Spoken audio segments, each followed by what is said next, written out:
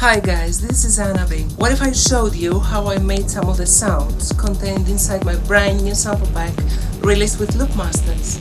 Let's start with the kicks.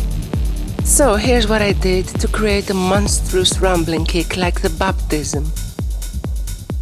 So I took one of the kicks I've created in the past, one that has a strong mid-range presence, and loaded it into Logic.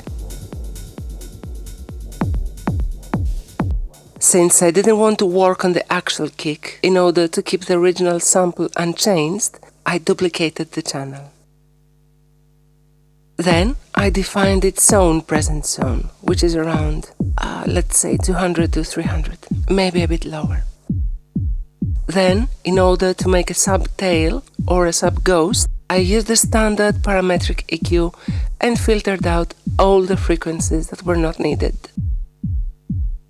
And then hell broke loose. I used Logic's standard overdrive plugin and applied really loud distortion, but I tuned it close to the highest frequency that's not filtered out in order to achieve a relatively solid mass. Step 3 and most interesting. I used Chroma Verb, which is a standard chromatic reverb, comes with most DAWs, but you can use your own as long as it allows you to filter out frequencies and pre-delay the outcome.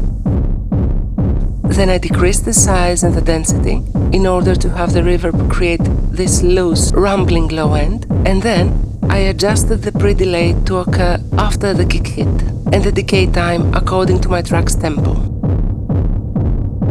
The final touch was to completely cut out the dry signal, since I will be using this only for the kick's chromatic tail. Finally, I made a bandpass with one more EQ in order to filter out everything above roughly 700 and roughly below 40, and then since the levels were really peaking, I had to reduce the volume on the altered kick with all these plugins. And here you go. Hope you enjoyed, guys. I'll see you soon.